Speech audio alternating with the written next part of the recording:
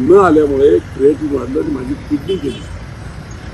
त्याचं कारण अजित पवार. मी गेला होता, काय नेमकी चर्चा झाली?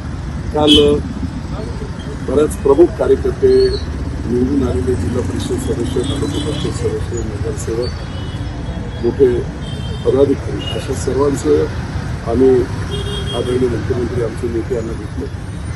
त्यांना ग्राउंड रिॲलिटी काय, जमिनी स्तरावर काय अवस्था आहे, पवार वर्सेस पवार, परंतु पवार वर्सेस जनता हा जो काही विरोधी मतदान आहे त्यांना संधीच मिळत नाही मतदान करण्याची आणि म्हणून लोक नाराज आहे.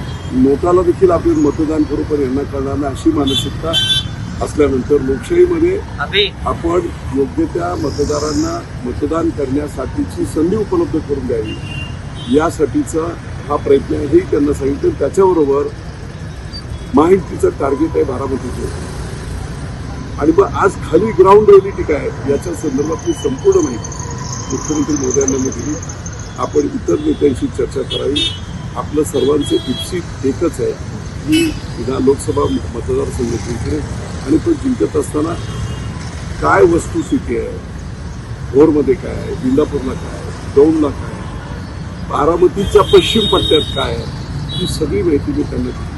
बारामतीच्या पश्चिम पट्ट्यात 1 महिन्यापूर्वी झालेलं उपोषण आणि त्या उपोषणाच्या दरम्यान एका वरिष्ठ मातेने स्टेजवर सुप्रिया सुळे उभे असताना तुम्ही 15 वर्ष आम्हाला फसवलंय, पाणी कुठे आहे, पाणी कुठे आहे आणि आता आम्ही तुम्हाला फसवणार, हे उघड अख्ख्या महाराष्ट्राभरात ती क्लिप फिरली होती. हे सगळं वास्तव त्यांना मी दिलं. मी जोपर्यंत या थर्ड पर्याय लोकांना उपलब्ध नव्हता तोपर्यंत चर्चा आणि रिपोर्ट्स हे सरकारला पोलिसांच्या मार्फत फक्त दोघांच्याबद्दलच दिले असते. अपोजिट विरोधी जे मतदार आहे त्याच्याबद्दलची काही भावना ती रिपोर्ट्स म्हणून गेलेलीच नाही.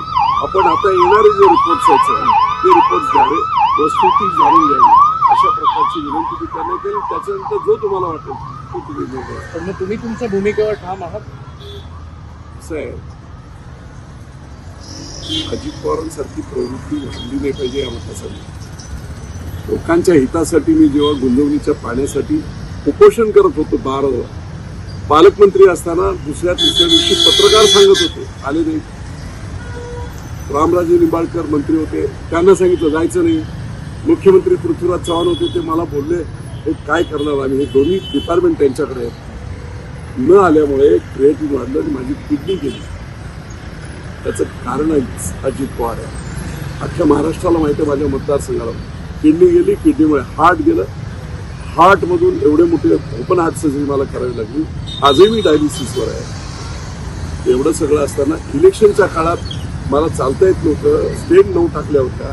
त्या काळामध्ये अजित पवारांनी शेवटच्या सभेत सासवडच्या पालखी तळावर मरायला टेकलेलं कशाला निवडणुका लढवता, कशाला नाटक करता, कशाला लोकांची सहानुभूती घेता, कुठच्या गाड्या वापरता, इतक्या नीच थरावर खाली गेलेले जे अशा अपप्रवृत्ती आहेत ना, मस्ती समाजात नाही चालत.